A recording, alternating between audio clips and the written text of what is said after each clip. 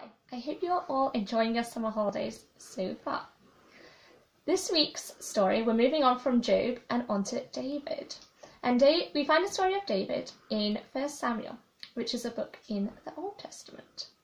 So we'll do a little recap quickly of the events that have happened so far in the Bible. So there's been creation, then there's been the fall, then there's been the flood, then Abraham, then the Exodus out of Egypt, then Joshua and them going into the promised land, then we get into the Judges, and then we have Samuel, and then we have Saul, who is the king at the start of this story. The issue is that Saul has not been a very good king in obeying what God wants. And so we now ask the question, who's going to be king after Saul? So we're now about to watch a little dramatisation of 1 Samuel chapter 16 verses 1 to 13. And in it, I want you to pay particular attention to what sort of king Samuel wants and why, versus the sort of king that God wants. The Lord said to Samuel, "How long will you mourn for Saul, since I have rejected him as king over Israel? Fill your horn with oil and be on your way. I am sending you to Jesse of Bethlehem. I have chosen one of his sons to be king." But Samuel said, "How can I go? Saul will hear about it and kill me." The Lord said, "Take a heifer with you and say, 'I have come to sacrifice to the Lord.' Invite Jesse to the sacrifice, and I will show you what to do. You are to anoint for me the one I indicate." Samuel did what the Lord said. When he arrived in Bethlehem, the elders of the town trembled when they met him.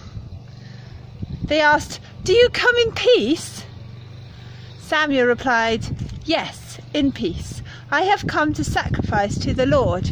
Consecrate yourselves and come to the sacrifice with me." Then he consecrated Jesse and his sons and invited them to the sacrifice.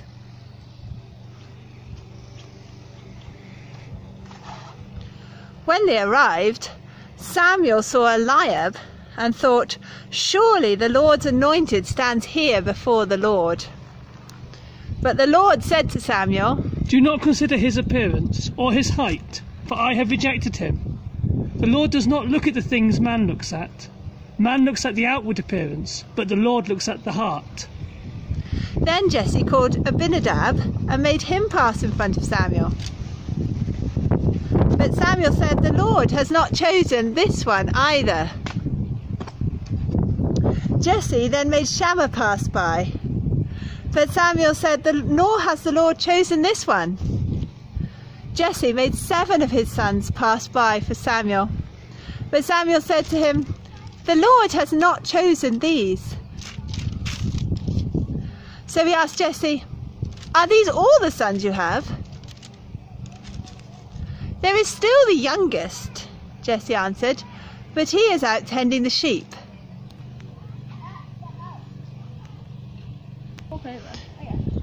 Samuel said, "Send for him. We will not sit down until he arrives." So he sent and had him brought in. He was ruddy with a fine appearance and handsome features. Then the Lord said, "Rise and anoint him. He is the one." So Samuel took the horn of oil and anointed him in the presence of his brothers. And from that day on, the Spirit of the Lord came upon David in power. Samuel then went to Ramah. Ever had a sweetie which looked really nice from the outside, like all wrapped up lovely, but inside it just didn't taste that good? Or, on the other hand, have you had a Christmas present maybe that was really badly wrapped, but actually it was an incredible toy? That's like this story. Samuel thought that David's older brothers looked like they'd be far better kings because they were so big and strong and tough. Like, that seems what a king should be like.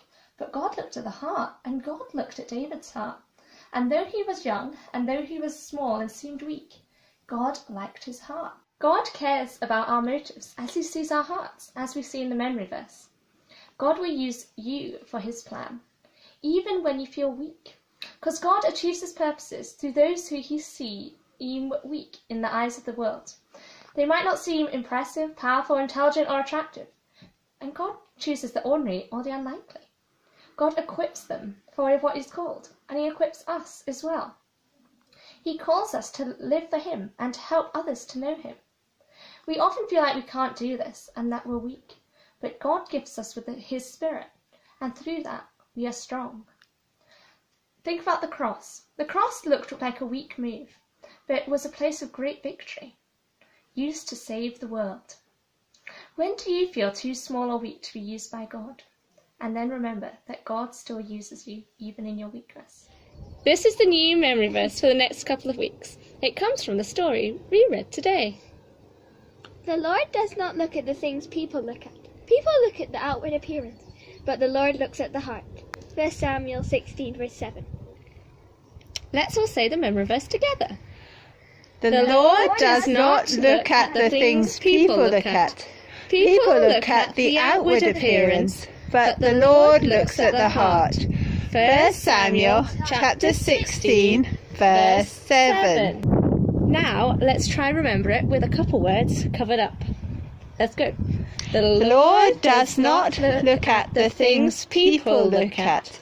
People look at the outward appearance, but the Lord looks at the heart. 1 Samuel chapter 16 verse 7. Now can you manage it? The Lord does not look at the things people look at. People look at the outward appearance, but the Lord looks at the heart. 1 Samuel chapter 16 verse 7. Can you remember it if it's all gone? The Lord does not look at the things that people look at. People look at the Outward appearance, but the Lord looks at the heart. 1 Samuel chapter 16 verse 7.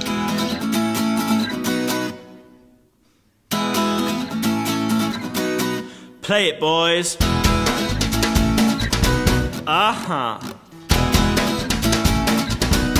Here we go. Man looks on the outside, but God looks on the heart.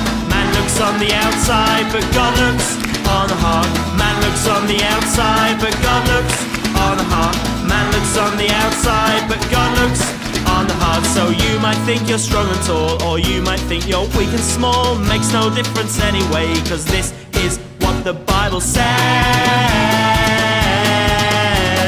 Man looks on the outside, but God looks on the heart. Man looks on the outside, but God looks on the heart. Come on, man looks on the outside, but God looks on the heart. Man looks on the outside, but God looks on the heart. So if you're scared you can't go on, ask God to come. He'll make you strong. It doesn't matter how you feel, it's what's inside that counts for real.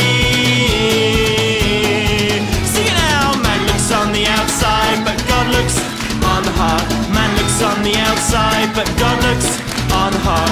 Man looks on the outside, but God looks on the heart. Man looks on the outside, but God looks on the heart. Yeah. Smoking. Alright everybody, I need your help here now. Just remind me, one more time, what's this song all about? Man looks on the outside. Man looks on the outside. Man looks on the outside. Man looks on the outside. Man looks on the outside, but God looks on the heart. Man looks on the outside, but God looks on the heart. Man looks on the outside, but God looks on the heart. Man looks on the outside, but God looks on the heart.